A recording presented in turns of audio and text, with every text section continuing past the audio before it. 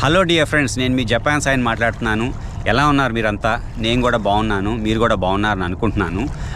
ఈ మధ్య జపాన్లో కూరగాయలని ఒక వీడియో పెట్టాను. దానికి చాలా మన స్నేహితుల దగ్గర నుంచి స్పందన బాగా వచ్చింది.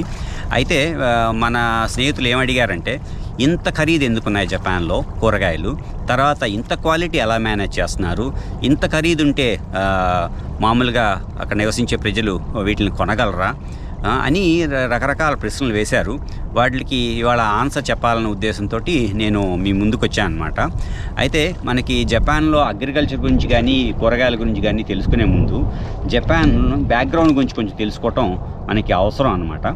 ఏదేంటంటే జపాన్లో మనకి పాపులేషన్ గురించి మాట్లాడితే 12.5 కోట్లు ఉన్నారు ఇక్కడ పాపులేషన్. అదే మనకైతే 139 కోట్ల మంది ఉన్నారనమాట మన పాపులేషన్. తర్వాత ఇంకోటి ఏంటంటే ఈ జపాన్ పాపులేషను మనం చూసుకుంటే, జపాన్ పాపులేషన్ మొత్తం కంపేర్ చేస్తే మన దేశంలో మహారాష్ట్ర ఉంది కదా, ఆ మహారాష్ట్ర పాపులేషన్తో దాదాపుగా ఈక్వల్ అనమాట. మహారాష్ట్ర కూడా దాదాపుగా 12.6 కోట్లు ఉన్నారనమాట. కాబట్టి ఈ మహారాష్ట్ర పాపులేషన్కి జపాన్ పాపులేషన్కి ఈక్వల్. తర్వాత జపాన్లో ఏంటంటే మనకి అగ్రికల్చర్లో ఎంతమంది పనిచేస్తున్నారు అని చూసుకుంటే, అగ్రికల్చర్లో దాదాపుగా 3.4% మాత్రమే అగ్రికల్చర్లో పనిచేస్తున్నారు అనమాట. అదే మన దేశంలో అయితే దాదాపుగా 60% నుంచి దాటి చాలామంది అగ్రికల్చర్లో పనిచేస్తున్నారు. అయితే ఇప్పుడు ఈ అగ్రికల్చర్లో ఇంకేంటంటే, ఈ అగ్రికల్చర్ చేయటం వలన జీడిపి అంటే ఏంటంటే, తెలుగులో మనం ఏమంటారంటే స్థూల దేశీయ ఉత్పత్తి అంటాం అన్నమాట. ఈ స్థూల దేశీయ ఉత్పత్తికి అగ్రికల్చర్లో ఎంత కాంట్రిబ్యూట్ చేస్తుంది అని చూస్తే, జపాన్లో ఈ ఫార్మింగ్ మొత్తం చేస్తే జస్ట్ 1% అనమాట. అగ్రికల్చర్ వలన జపాన్ జీడిపికి వచ్చే ఆదాయం కానీ అది ఉత్పత్తి. అదే మన దేశంలో అయితే దాదాపు మన జీడిపిలో అంటే స్థూల దేశీయ ఉత్పత్తిలో దాదాపుగా మనకి 20% మన అగ్రికల్చర్ మీద ఆధారపడి ఉన్నాం. అంటే మనం చాలామంది అగ్రికల్చర్ మీద ఆధారపడి ఉన్నాం అనమాట. ఇంకోటి ఏంటంటే, జపాన్లో మనకి ఇక్కడంతా బాగా కొండలు, గుట్టలు, తర్వాత సెలయేళ్ళు, తర్వాత మంచు పర్వతాలు, తర్వాత సముద్రం, ఇవన్నీ ఉండటం వలన మనకి ఎక్కడ పడితే అక్కడ అగ్రికల్చర్ చేయడానికి లేదు. ఎందుకంటే చాలా కోలగా ఉన్న మౌంటైన్స్ అవి ఉంటాయి. వాటి మీదకి వాటర్ తీసుకెళ్ళటం కానీ, తర్వాత వాటి మీద నుంచి కరెంటు తీసుకురావటం కానీ, కోసిన పంట నుంచి వచ్చినవి ఉంటాయి కదా, వాటిని కిందకి తీసుకురావటం కానీ, అదంతా చాలా కష్టమైన విషయం.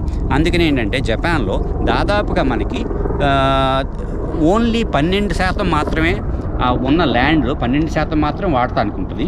మిగతా 82% ఉంటుంది కదా, అది అగ్రికల్చర్కి ఉపయోగపడదు. ఎందుకంటే అక్కడి నుంచి కొండలు ఉండటం వలన వాటిని కింద తీసుకురావడం కష్టం అవుతుందన్నమాట. అదే మన దేశంలో అయితే దాదాపుగా 50% పైన మనం ఈ అగ్రికల్చర్కి 52% దాదాపుగా అగ్రికల్చర్ కోసం వాడటానికి అవకాశం ఉందన్నమాట. ఇంకోటి ఏంటంటే, కొన్ని దేశాలు చాలా పెద్దగా ఉంటాయి.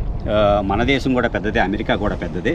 అలాగా ఒక రైతు ఎంత యావరేజ్గా ఎంత అగ్రికల్చర్ ల్యాండ్ ఉంది, వ్యవసాయ స్థలం ఉంది అని చూస్తే జపాన్లో దాదాపుగా ఒక రైతుకి 3.4 ఎకరాలు మాత్రమే ఉందన్నమాట. కానీ ఇండియాలో అయితే అది 2.6 ఎకరాలు మాత్రం ఉంది. కానీ అమెరికాలో చూసుకుంటే 490 ఎకరాలు యావరేజ్గా ఒక రైతు దగ్గర ఉందన్నమాట. సో ఇలాగా దేశాన్ని బట్టి, సిచ్యువేషన్ బట్టి అన్నీ మారిపోతూ ఉంటాయి. ఎంత ప్రొటెక్షన్ చేయగలరు, ఎంత డిపెండ్ అవ్వగలరు, తర్వాత భౌగోళికంగా మనకి ఎన్ని సదుపాయాలు అవన్నీ ఉంటాయి, తర్వాత వాతావరణం వాళ్ళ ఇంపాక్ట్ ఎలా ఉంటుంది, ఇవన్నీ మనం కన్సిడర్ చేయాలన్నమాట. ఒక టమాటా రేట్ ఎక్కువ ఉంది, లేకపోతే ఒక పొటాటో రేట్ ఎక్కువ ఉంది అనేది కాకుండా, ఆ రేట్ ఎక్కువ ఉండటానికి గల కారణాలు ఏంటనేది మనం విపులీకరించి చాలా డీప్గా చూడాల్సిన అవకాశం ఉంటుందన్నమాట. జపాన్లో ఏంటంటే మనకి పాపులేషను బాగా తగ్గిపోతుంది అనమాట. మన దేశంలో బాగా పెరుగుతుంది, ఇక్కడేమో బాగా తగ్గిపోతుంది. అయితే జపాన్లో దాదాపుగా 100 సంవత్సరాలు దాటిన వాళ్ళు 85,000 మంది పీపుల్ ఉన్నారు. అగ్రికల్చర్లో దాదాపుగా యావరేజ్ ఫార్మర్ ఏజ్ ఎంతంటే, వ్యవసాయదారుల ఏజ్ ఏంటంటే 65 ఏళ్ళు ఉందన్నమాట. సో నెమ్మదిగా ఏంటంటే జపాన్లో అంత పెద్దవాళ్ళు అయిపోతున్నారు, రైతులు అంత పెద్దవాళ్ళు అయిపోతున్నారు. వాళ్ళ పిల్లలు వాటిని అగ్రికల్చర్ చేయడానికి ఇష్టపడట్లేదు. వాళ్ళంతా ఏంటంటే వేరే ఇండస్ట్రీస్లోకి మూవ్ అయిపోతున్నారు అనమాట.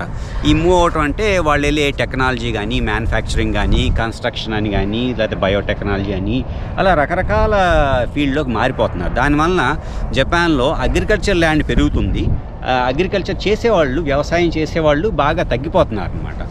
ఇలా అవటం వల్ల ఏంటంటే ఉత్పత్తి కూడా నెమ్మదిగా తగ్గిపోతుంది చేసేవాళ్ళు లేక.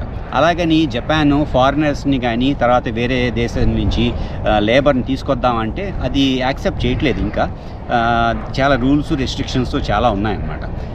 దానివల్ల ఏంటంటే ల్యాండ్ ఉంది కానీ చేసేవాళ్ళు లేరు.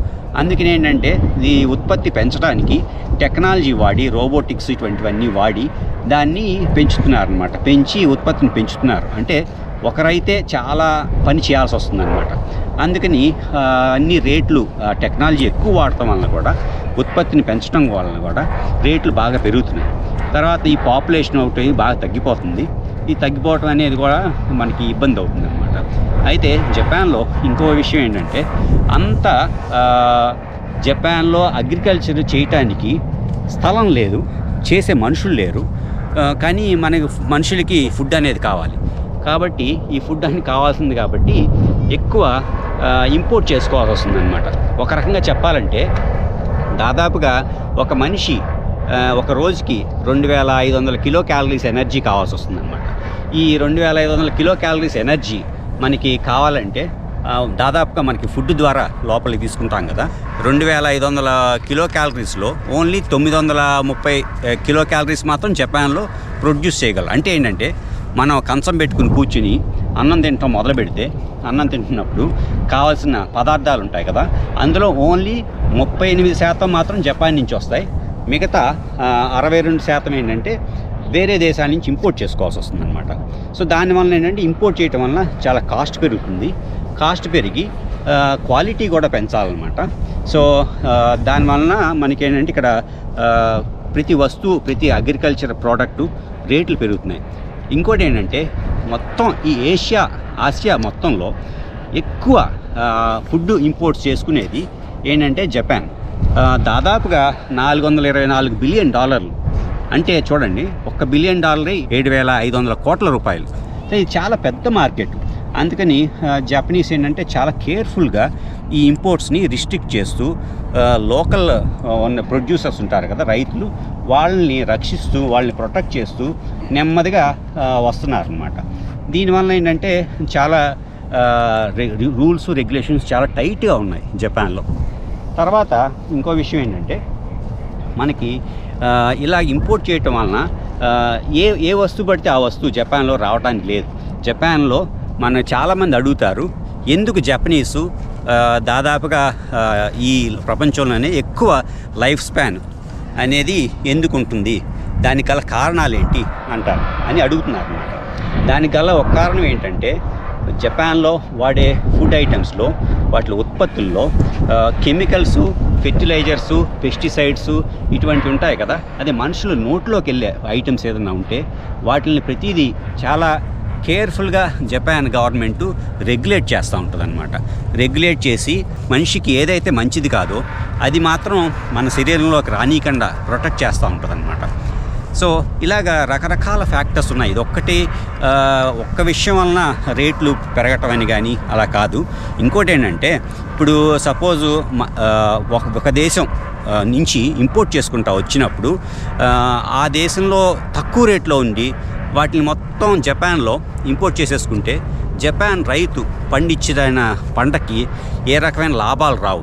దానివల్ల ఏంటంటే జపాన్లో ఎవరు అగ్రికల్చరు చేయటం మానేస్తారు, అంతా ఇంపోర్ట్ చేసుకోవాల్సి వస్తుందన్నమాట. కానీ ఏదైనా యుద్ధం జరిగింది, లేకపోతే ఏదైనా పక్క దేశంతో గొడవ అయ్యి మనకి సడన్గా మేము మీకేం అమ్మము అని చెప్పారనుకోండి, అప్పుడు జపాన్లో ఫుడ్ ఎలాగా, ఇటువంటిది చాలా ప్రాబ్లమ్స్ ఉన్నాయి. అందుకని ఏంటంటే డబ్బులు ఉన్నా లేకపోయినా కానీ అవకాశం ఉన్నంత వరకు సొంత దేశంలో వస్తువులు పండించుకొని, ఎస్పెషల్లీ ఫుడ్ అన్నమాట, పండించుకొని మనం దాన్ని వాడుకోవటం వల్ల ఏంటంటే మన దేశంలో ఒక స్టెబిలిటీ అంటాం కదా, దాన్ని మేనేజ్ చేయడానికి అవకాశం ఉంటుందన్నమాట.